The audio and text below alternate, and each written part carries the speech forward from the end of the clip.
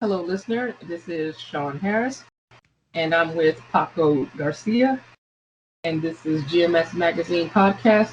And today we're going to be talking about Black role-playing content creators, Black designers, like the kinds of games we want to play. And it's going to be a little bit different in that I'm not just going to tell you I'm not going to go around telling you who to follow or whose games to check out. I mean, we all have different tastes.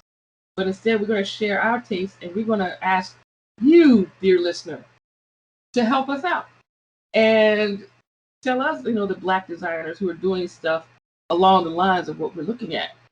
And so, because we definitely want to know about them and we definitely want to give them a huge shout out. So, I guess where that starts is, Paco, what kind of games do you like to play?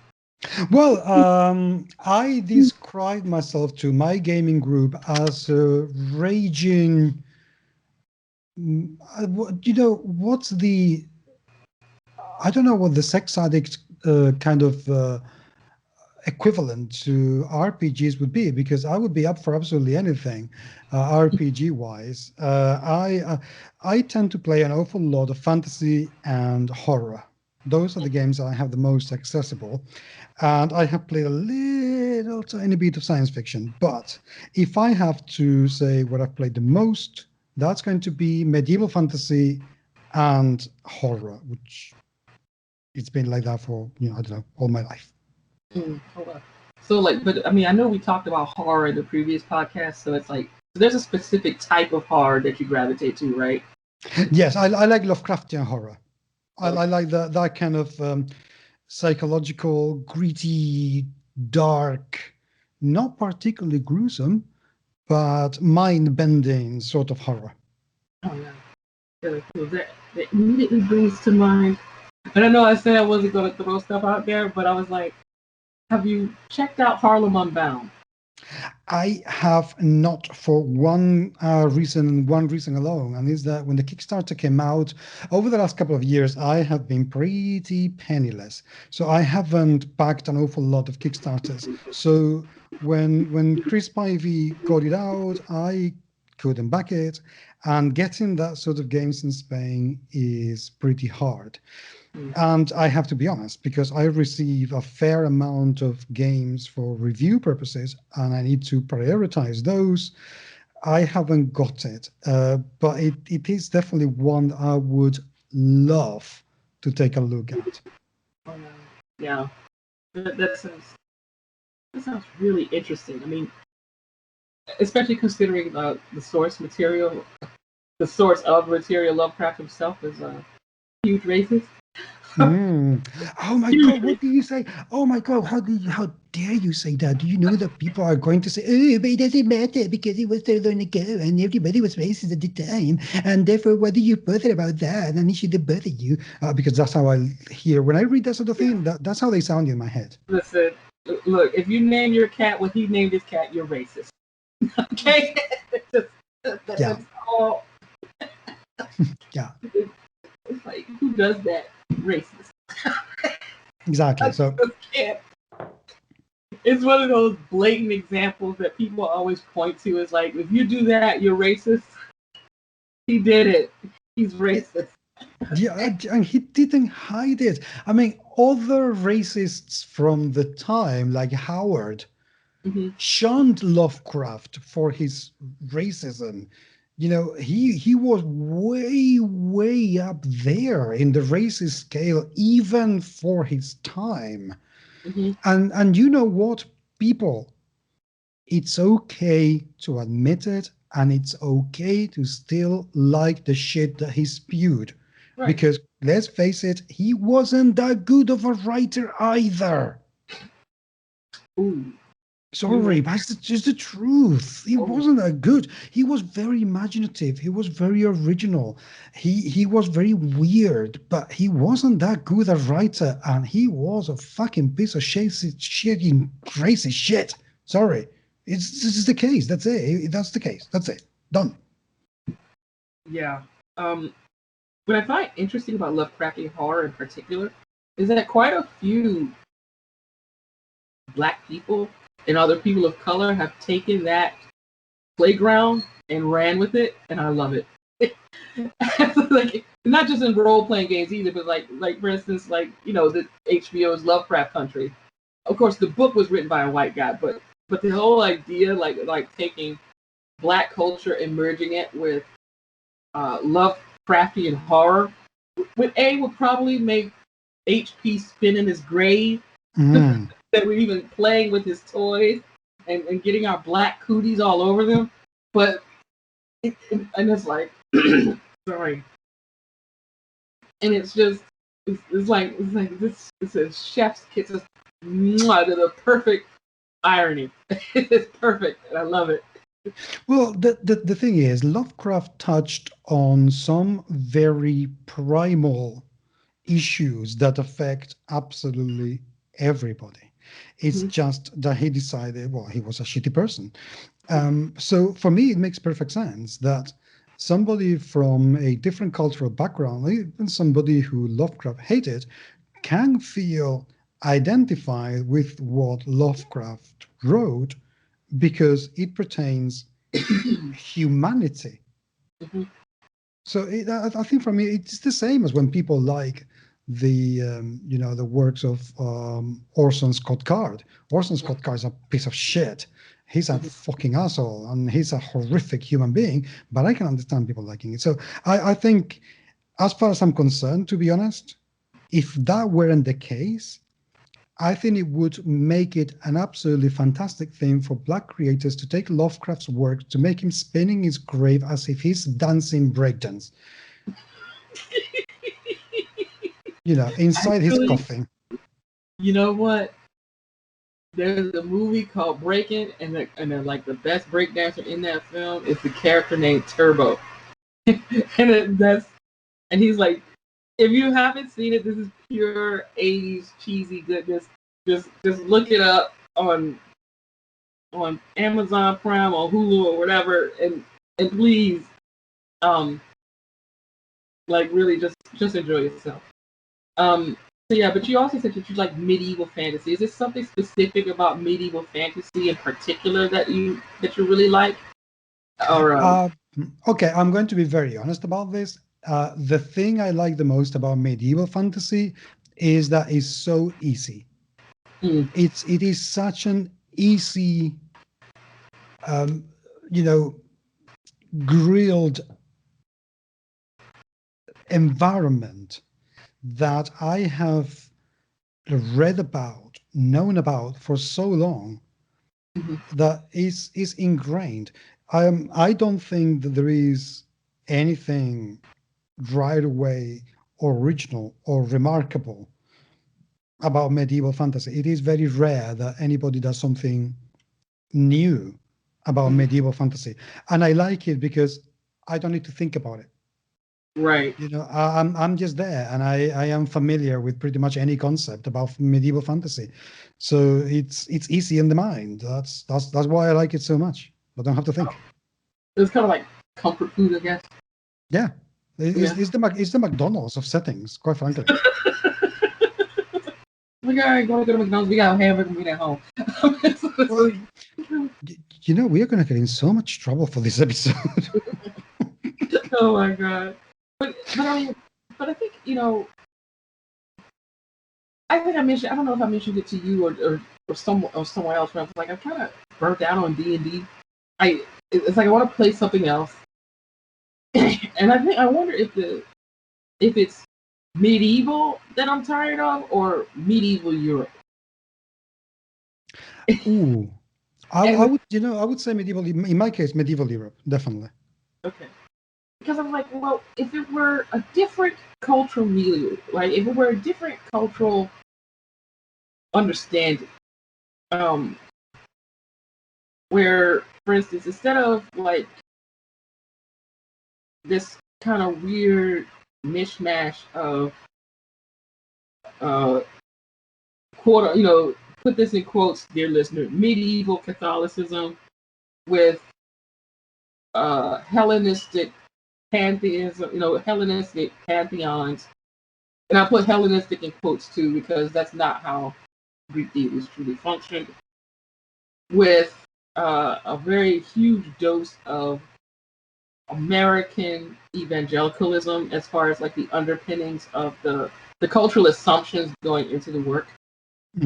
I wonder what would change if we kind of, instead of basing it on those things, we base it on, African or Caribbean or Black American, culture. Or if the medieval part was the aesthetic, but the cultural underpinnings were very different. I'm not sure how that would work because so much of, I guess because we take so much for granted. It's like you said, it's like the McDonald's of settings. It's just, okay. But I wonder what would happen if the cultural underpinnings were different. And not just the aesthetic. It's a good question, to be perfectly honest. I don't think I can answer that because I haven't seen.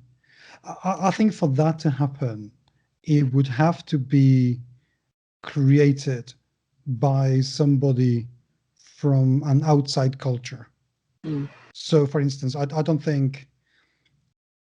I think it would be really cool if to have a medieval African setting, based on Africa 1,000 years ago. Right. But I don't think, and I'm going to be controversial here, okay? So listen, as I was kind of in a jokey tone, even though I meant what I said earlier, but this is slightly more controversial. I don't believe a white dude would be able to write that and do it justice. Right. But also, I don't think an American person in general, even a Black American person, would be able to write that without bias and without influence from the environment where that person grew up. Right. I think it would be impossible to expect that. Do I think it would have to be a Black person writing that sort of thing? Yes, absolutely. Do I think that to do full justice, it would have to be an African person who's been there, and can tell me about the old civilizations in Congo or in Nigeria or in anywhere? Yes, I think that would be important. Right. Yeah, I think it, like, to get a sense of Africa specifically, and I say Africa specifically, like it's not the second biggest continent on the planet. Like it's not the most linguistically and genetically diverse continent on the planet. It's a special case because so much of what Africa is today is so directly shaped by colonialism. And a pre-colonial Africa is like, that is not what we're taught in American public school. Okay, I'm just gonna put that out there. It's not what we're taught in American public school. And while we can take field trips, like Black Americans can take field trips, and we can read a lot. It's not the same as being immersed in that. With the it's like, no, there's a lot about Africa that survives in African Americans. That's a whole other conversation. But it's different when you're not in the diaspora. The diaspora experience is fundamentally different. And it's and it's just, yeah, it's like, the closest I've seen come to it is like it's actually Wakanda, but that's more Afrofuturist. That's more sci-fi Afrofuturism than it is like a medieval fantasy. And I think that's a lot safer to do than writing medieval fantasy, because one thing that people don't think about very often is that most of Africa's history has been erased. When white people arrived in Africa hundreds of years ago and started colonizing, we have been made believe that it was all you know, tribes of Tarzan-like people Hmm. with no civilization, with no culture, with no sophistication. Hmm. And it was white folk who went there and introduced them to all the good thing that God had bestowed upon them. Right. And white people went as saviors. Right. That, I don't know to what extent um, has let me rephrase that. That has been proven to be bullshit. That's for starters. How much we've lost Hmm. because white people arriving there either destroyed or simply erased and dismissed because they consider it to be whatever it is they found Hmm. unworthy of attention and praise. Right. We will never know. That's the truth. But I bet you anything that if you have grown up in Africa, you will have heard stories, legends, folklore Hmm. that is only present in that part of the world. And as you Right. say, it's an immensely huge place, bigger than people think, because we look at maps, and most maps portray Africa to be about a quarter of the size of its real size. Right. And without that knowledge, without that being there, immersed in that, as you said, without being that diaspora, anything you do is just based on hearsay, basically. Hmm. Yeah. Yeah. I mean, there's so much like what little I've been exposed to about African folklore, about the myths and legends and stuff like that is the fascinating stuff. And the very ways that a medieval fantasy African setting would function are so different from what you would expect from something like standard D&D. Um, and I don't like, and I hate to bring up D&D like this just to compare it to something like this, but it's like, for instance, um, in traditional African religions, like there's interactions between the human world and the spirit world. Mm-hmm. Humans and spirits interact, like not necessarily in the same way that humans interact with humans, but you know, or that animals in the stories, the animals are could be intelligent and speak. So, and I mean that's kind of a ubiquitous thing across cultures that the sentient, the intelligent animals thing, because you have Kitsune in Japan and whatnot. But the but I mentioned that because it's like it's not something. It's something that like imagining a world where that's just a thing. It kind of blows my mind because it's so simple yet so far reaching. Because okay, now how would you structure a society in a world where spirits are tangible reality, and have real effects on the way people live? Mm. Or if some animals were as smart as, if not smarter than people, or humans, I'll say humans, because in the stories the animals are people. They're just never. And it's like, because it's sort of like, and then there's the especially in like West African folklore too. It's like, okay, so what about the way of like storytelling as kind of a sacred, like a storyteller is almost a sacred figure, Mm. as opposed to just an entertainer. Um, so you have all that going on, and just the different cultural underpinnings, and it's not something I would feel comfortable creating myself. So if someone is creating this or has created it, please let me know, because I want to play in something where the basic understanding of the world is different. Mm. And like I guess this might be a digression, but it's actually relevant because I was doing some because a term I come across lately it's called diunital cognition, also known as diunital orientation. And the way Okay. it's described, I say this is a very African way of looking at the world, and it's a way of looking at the world that's actually survives in the African diaspora.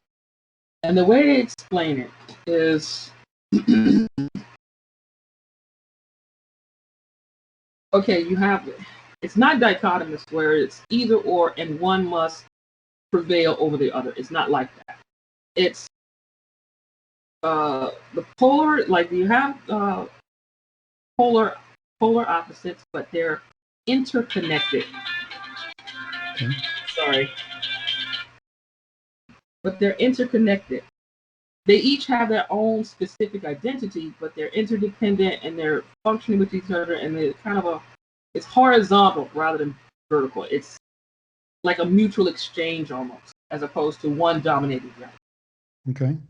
So it's like both and like they say, well, this is specifically arose out of the diaspora context of slavery and whatnot because it had to, because our experience of the world was one where it was like deeply, deeply, deeply traumatic, yet at the same time, a source of like great creativity and innovation and all these other wonderful things that happen in diaspora, as well as like that is kind of our heritage as Africans in the diaspora.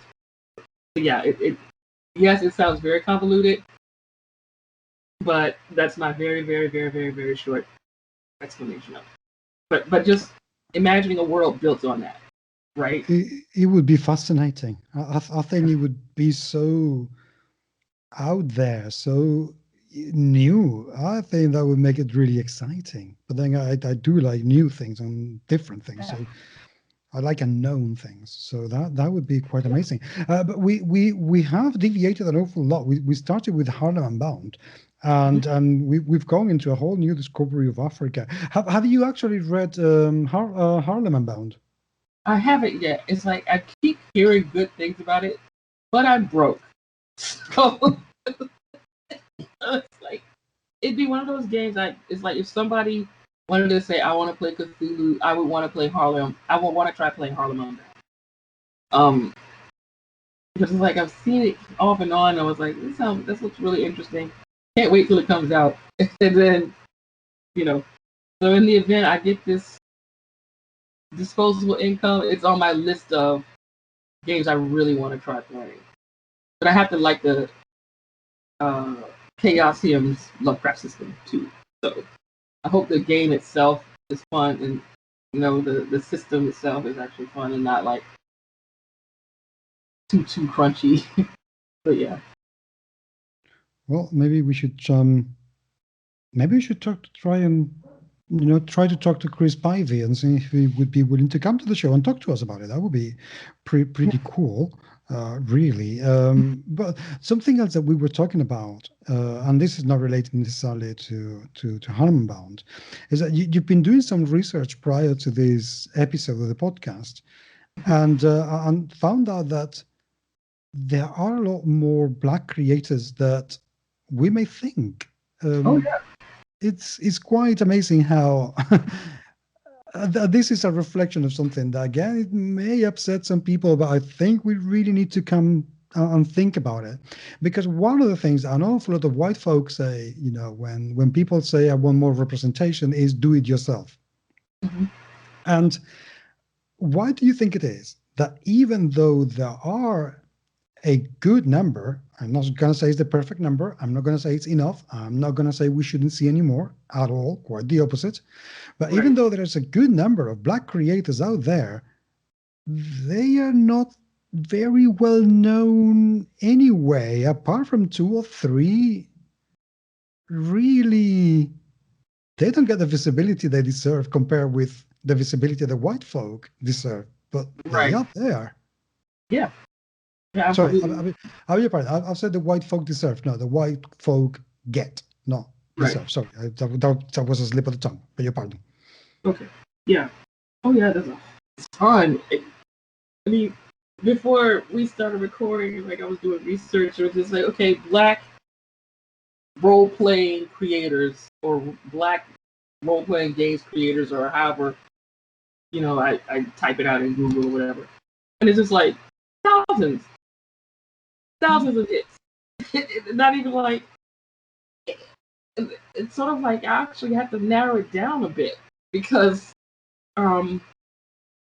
so if there's any like tech savvy person out there who's interested in this topic and wants to do me a solid, please come up with one website I can go to where I can find all these games, all these Black role-playing game designers, and I can narrow it down by like genre, whether their game is free or not, by genre, but whether it's free or not, by how crunchy it is, or however many different ways you can describe a role-playing game. And so I can because there's like a huge gamut of things. It's like one of the people I came across was I hope I'm saying their name right, Ali Bustian with Mad Hero Games, and a lot of those games it's like so one of them's about like queerness and relationships. There's another one about these other experiences and whatnot, and that's just one person, like a diverse array of game types, and it was that was one person. So and then of course you have there's if you've been on Twitter and you've been following this topic, you've probably heard of Motherlands RPG, Rival Waters Deep. There's a Twitter account called POC TTRPGs on Twitter. I follow them on Twitter. And of course, on Twitch you hear about different people like Tanya the Pass, Critical Bard. And there are older games too that I think that are due for revival. There was a game a while back, I'd say a good 10 years back, called Steal Away Jordan, which was a game based around, not game based on slavery, but a game that directly deals with chattel slavery. There's another game called Weird is Bond, which was like taking hip hop and making like magic. Oh, wow! Now that would be amazing. Yeah, Steal Away Jordan is by a Black person. Okay, this is not a white person's rendition of a game about slavery. But if you're familiar with Octavia Butler's Kindred or Toni Morrison's Beloved or whatever, it's like meant to explore the game is meant to explore that particular trauma. I haven't played it. I didn't get a chance. So if you have, please tell us about that experience. Afrofuturism is really big among Black game designers. There's this really amazing, how often in role playing communities, especially white dominant ones, there's a dichotomy between sci-fi and fantasy. But in a lot of the cases, these games by Black game designers are merging the two, which goes back to the diurnal cognition thing I was talking about. It just, because it's supposed to be sci-fi or fantasy, but it's merging them both. And yes, I know about Shadowrun, but that's a different rant and a different conversation. This has the sci-fi and fantasy a bit more integrated with each other and integrated with the setting. It just feels more holistic in a way. There was also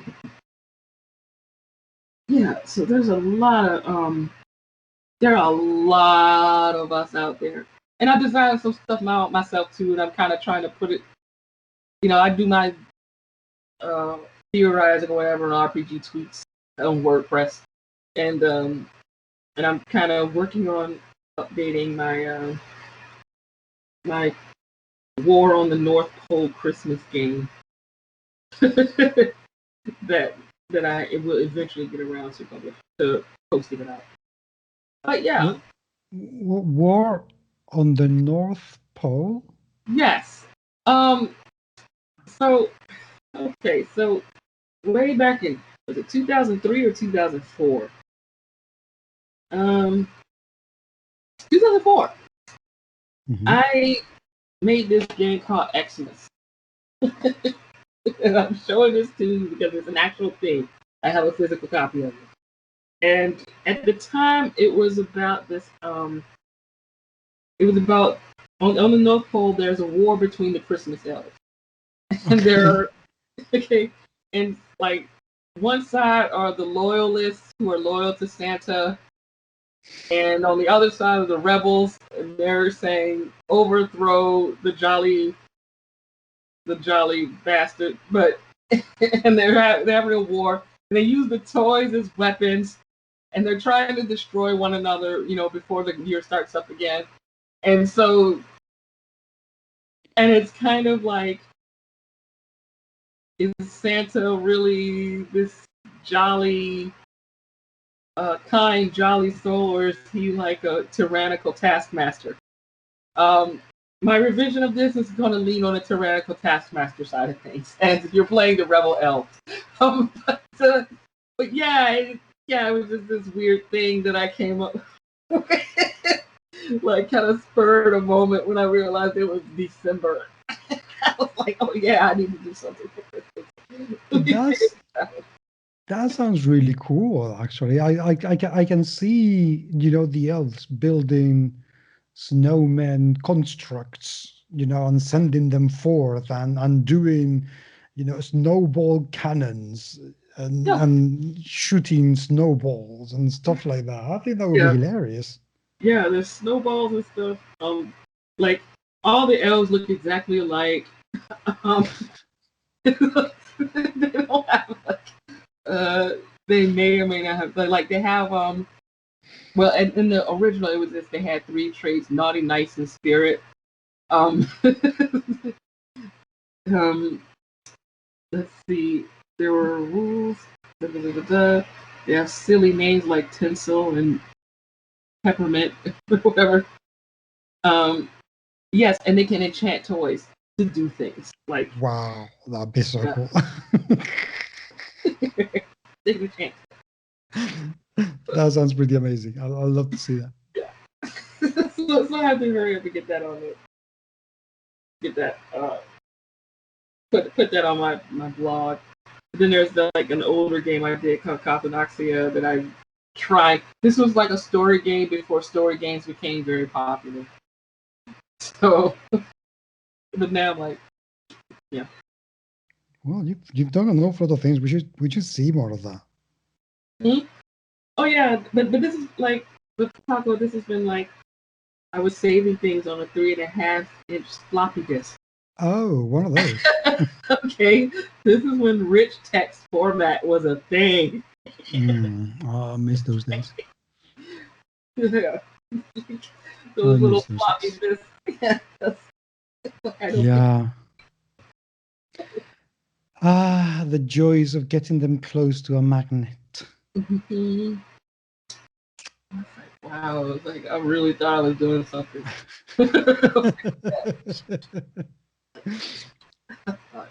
That was high tech. Okay. Oh god. Yeah. So other Black designers, if you're doing off the wall stuff like that, I definitely want to hear from you. If you know of Black designers doing like off the wall stuff like that, I'd love to hear about them. I guess since I grilled Paco about his role playing taste, I guess I could be like, well, I'm a big proponent of story games. I like character driven games with that can have a strong thematic focus. Mm-hmm. Like I don't need to have like, and I like light streamlined systems that's very intuitive and user friendly. Which is why I like some of the setting agnostic games like Fate, or even better, Fate Accelerated. I love Primetime Adventures. What else stuff I want to do? Speaking of horror, Paco, I love Little Fears. Okay.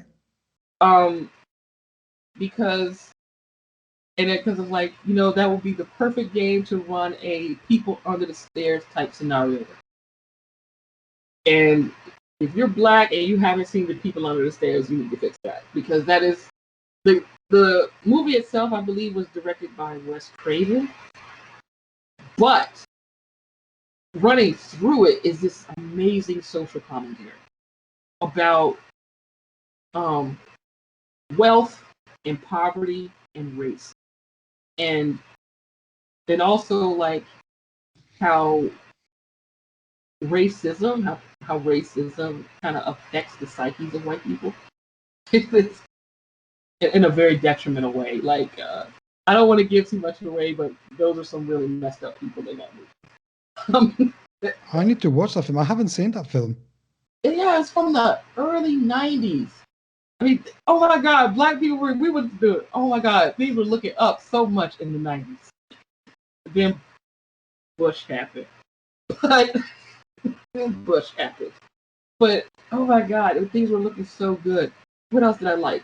Speaking of horror, I liked Vampire in Brooklyn. Like, if I run a World of Darkness game, Vampire in Brooklyn would probably fit very well into that. It's got that atmosphere, and it's got like some scares in it, but it's also kind of funny. And it's like, again, it's like, it's like taking black culture as like the default or the basic meaning, the basic, like the thing that makes it work, and it's so refreshing, because it's like, it's not that the narratives themselves or the settings themselves are overtly doing anything that strikes me as super subversive, but then again, I'm a black person, so that's normal to me. But it's not normal to people who are not exposed to a lot of this, to a lot of black media, or people who are not exposed to black art. And so yeah, it's like yeah, that'd be a great World of Darkness game. I would totally love it. Or do a World of Darkness game in a majority black city. I mean, Detroit is right there. Speaking of Detroit, Flint is right there. DC is right there. Atlanta is right there. Heck, you can even say New Orleans right there. Like, and it's like, yeah, I know in Harlem, back in the day it was Harlem, and before it was black, it was Jewish. But yeah, I know white hipsters have moved into Harlem. It's still like black culture is still its lifeblood, but gentrification is a thing. But yeah, it's like, so yeah, there's so many different things that I want to see black designers tackle and really bring it to life. That would be so amazing. But yeah. It's a very tricky one, because we see the circles in which you and I move, and I'm trying to measure every word I say for this episode, because I am not black, I'm not American, and thus my knowledge of this topic is by proxy. It is by what I have learned by talking to people such as yourself, and people I have in Facebook, tweets that I read, articles I read. And I don't want by any means sound either authoritative or that I am trying to speak for people that belong to a collective that I don't belong to. I don't want to be that guy. Right. But I get the feeling, and correct me if I'm wrong, that even though you and I move in circles where support for Black creators is there, and people could feel supported and seen by somebody else, I get the feeling that the wider support necessary for those creators to get to a point where going through the pains of creating and publishing is worth it, you know, that support is still not there, that the vast majority of people still feel in the politics and race don't belong in my games. Anybody can be anything, which Right. every day I breathe, I keep, I get to hate that stance more and more because it's complete nonsense. Right. Yeah. Equity is an issue. The disparity in the resources given to Black designers and developers as opposed to, well, let's just as opposed to their white counterparts. It's very real. Black designers and content creators in the tabletop. I want to say community, but I want to say industry, and I'm going to tell you why. Because industry is where the money is, Yes. and that's where you get the resources to move from one phase, like from say being an amateur to a professional. So once you're a professional, we're talking about the industry. Yes, I think that's true. Because I mean, in the year 2021, and I love what Motherlands is doing for the community. So don't take this and run your mouth and say Sean hates Motherlands or anything stupid like that. Don't even go there, because I give it up to them for what they're doing for the community. But there is no excuse in the year 2021 for them to be the first or the only one that people can point to. And there's no excuse that, despite the clear quality of the content that they're putting out, often with fewer resources, that they're not that specific game, but a lot of Black designers and developers are not receiving the institutional support that their white counterparts are getting. And yeah, and if you want to break it down even further into like gender and sexuality and all that, and disability even, it's it becomes even more pronounced, like the more you add to it. But yeah, there is a distinct and noticeable discrepancy. And aside from kind of these kind of generic statements like do better or pay Black people, I don't know how to fix that, because it's such a broad institutional systemic issue. And then there's the fact of the matter where tabletop role-playing games are a niche hobby to begin. And now, especially with COVID and everything, you can't even, getting a game together where you meet with your friends and, and share a space together and play these games. Like, even the way we play games is not the same as it was. So, I mean, yeah, we have Zoom and whatnot, but few things can beat that click, the clack of the dice on the table. Few things can beat that. Like sharing a physical space with a person. And it's a problem that's like with a lot of that I've noticed also with theater, which is like kind of starting to question how they create content and distribute it, especially since you can't be in the same room without a mask. But yeah, it's just the discrepancy is there. It's marked, it's been commented on a lot. Yet I don't see, but aside from a few statements about Black Lives Matter or something, or their tepid words about commitment to diversity or blah blah blah, equitable workplace, blah blah blah. Oh, we want to be inclusive, da da da da da. It's not translating into anything concrete. So yeah. I think you're absolutely right. I think there is an awful lot of lip service, because, and I'm going to say this because some people say, you just have to make the effort and find the people.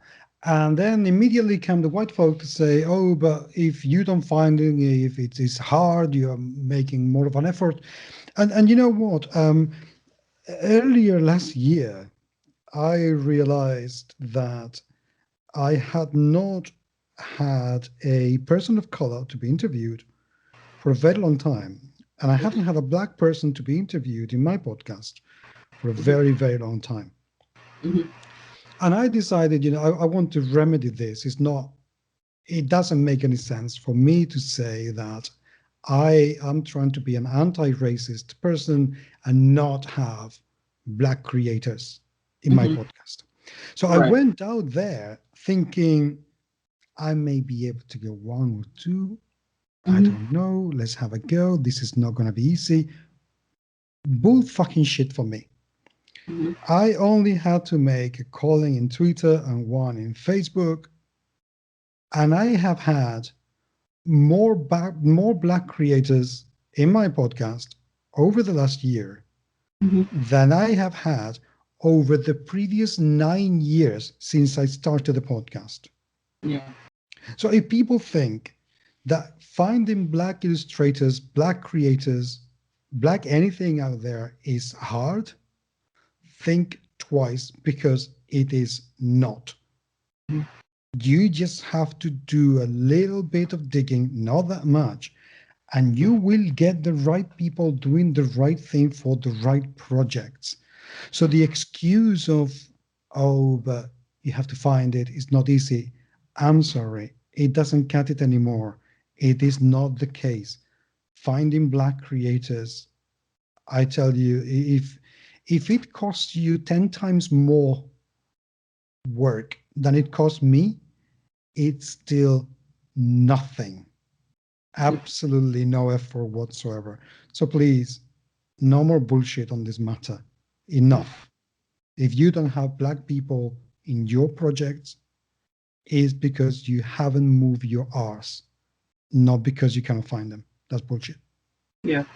And we're on, like, Twitter is a really, just FYI, people, Twitter's a great place to look. Mm. Twitter's a great place to look. It's, yeah, we're not hiding. We're not, and I say we, but like, because I wrote a supplement or two or something. Oh yeah, I did a supplement for Cortex Prime. Like, wow, it's going on like a year and a half, 2 years maybe. Who knows? Um, and we're out there, and like many of us are even saying this is what we do for. We do this for tabletop role playing games. Um, Now, like you said, it's like you just have to do the legwork, and it's not even hard legwork. Your problem, honestly, listener, if you're wondering what your problem, if you're going to have a problem, your problem's going to be too many people to choose from. Mm.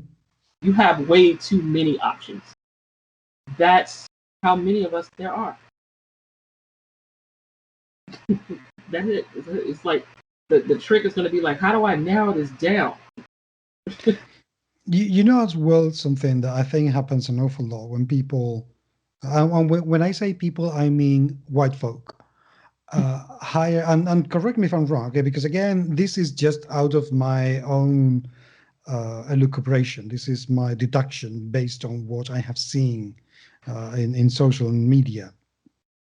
But I get the feeling that an awful time of the reasons, an awful lot of times the reasons why people don't hire black creators is because black creators are going to bring a different cultural perspective Right. that white folk are going to find they don't want to adapt to, that they don't want to compromise with.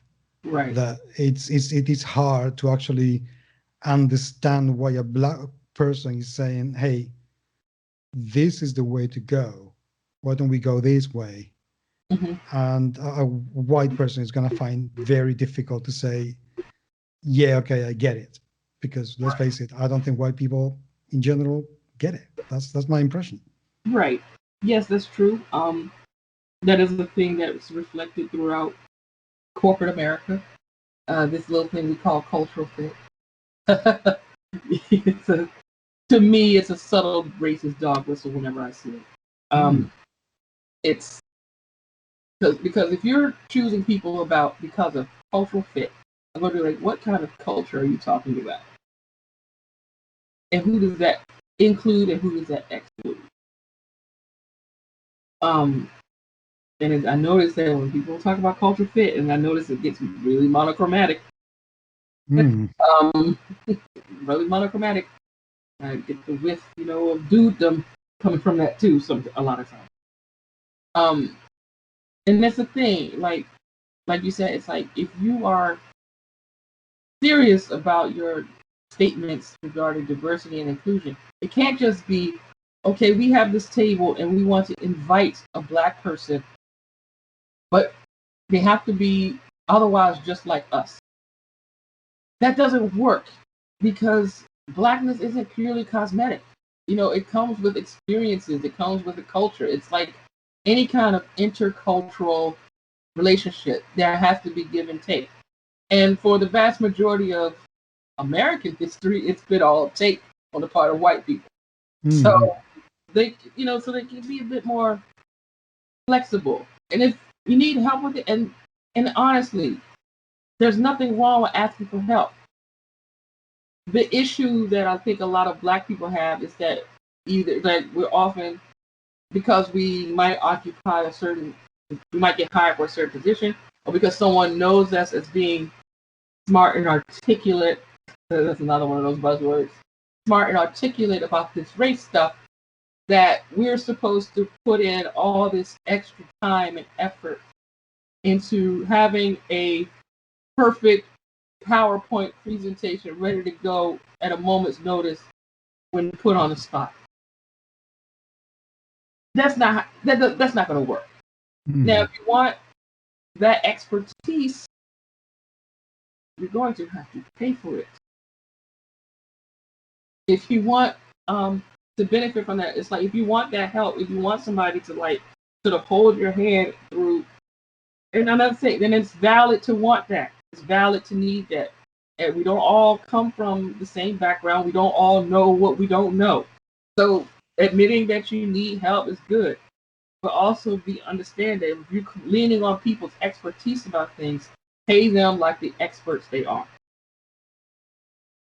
That, and then on top of that, it's like,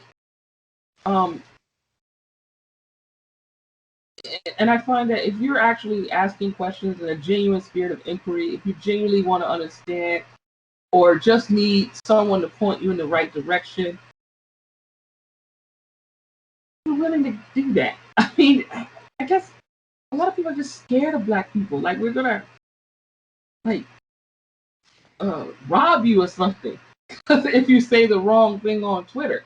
And it's like, there's always some asshole, It's like, look, I said Black people were equal, not superior. There's gonna be Black assholes from time to time. But that's not our default setting for most of us. Most of us just want to go about our lives and not have any problems. And it's like, if there's a question or an issue that you want some insight on, plenty of people are willing to kind of explain that a little bit. It's just, but don't exploit us. Don't like pick our brains and benefit from our work and then repackage it and sell it and make money off of it. That's the part that really pisses us off. Understandably. Okay, so just chill out. Treat us like people. Pay us like the experts and professionals we are. And you're probably, it's like we're not monsters. We're not beasts. We just want, we want to help you, and we want to help ourselves too. It's just like anybody. But yeah, I hope that answers your question. Yes, it does, and I really wish more people just took it like that. I really wish I didn't have to hear whenever somebody says hire a Black person. I wish I didn't have to hear, well, I will hire the person who's the right person for the job. I wish if I said to some people, hire a Black person, just make a purpose of hiring a black person. Oh, then you're being racist because you're operating on the base of somebody's race. But no, it is not the point. There is an intent, there is a reason, and it's not to punch down on white people, it's to punch up on black folk who have not had it as easy as white folk had. Mhm. That's it. And I always put this, in the diversity issue in companies and stuff. I always put it to make it a comparison with cooking. Mhm. And I say, do you want to make a recipe, your own recipe? Do you want to have 10 spices and herbs available? Or do you rather have 50? Mhm. What's going to allow you to create a more flavorful and rich and interesting and memorable dish? Mhm. And I bet you anything, if you have 50 spices to choose from, that's going to be a lot better. You're going to have way more possibilities to create something outstanding. So why limit yourself? Mhm. It's not worth it. You're not getting anything by limiting yourself in that manner. By all means, if you say, I only want to use 10 spices, fine. Choose 10 of 50, Mhm. not 10 of the 10 you've always known, just because they're safe flavors. Mhm. Get a bit spicy sometimes, get something different and see Mhm. what happens. Yeah. Yeah. And I know say get out of your comfort zone is saying a lot to this community. but step outside your comfort zone just a teeny bit. Just a teeny bit. Yeah. I don't know. You may find yourself comfortable sitting in a different couch. I don't know. Yeah. I don't know. I just think, as you say, people should chill a little bit better and a little bit more and just Mhm. open up. Just Yeah. open up. You might be Yeah. surprised. I don't know. You might be surprised. My experience opening up, as a white looking folk, my experience and as a you know culturally, apart from my Roma part, I'm white. I grew up in a white environment, and I have absolutely zero idea what it is to be black in the US because I am not American. I am European Spanish. Mhm. But my experience of opening up to the issues that black people go through, it has enriched my life so much. I have Mhm. learned so much. And quite frankly, I think I am a better person Mhm. because of people like you. Oh, well, I appreciate it. I'm blushing. No, seriously, seriously, it's as a white person looking at those perspectives and absorbing and understanding and empathizing, Mhm. it makes a difference. It truly, truly makes a difference. And it doesn't, and I want white people to understand that. Take it from another white looking person, okay? It is not going to detract from where you come from your culture, from your identity, from who you are, from who you have been, or who you want to be. Mhm. It's not going to take any of that away if you bring another person's perspective into your life and accept it as truth. Mhm. Just because you haven't shared it, just because you haven't seen it, just because you haven't experienced it, just accept it as truth. Mhm. And it's amazing. it is Yeah. it is a beautiful experience. Yeah. Yeah. I think that's a great place to stop. Like it's a great experience. Do the thing. I Yeah, think this is a perfect place to wrap up.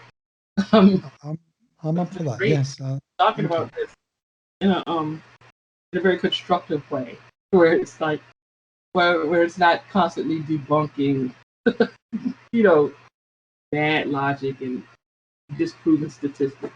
But yeah. Yeah, no, you know, I'm really glad that we're doing this because I know I can understand some people may think that, you know, you're always trying to destroy what I believe.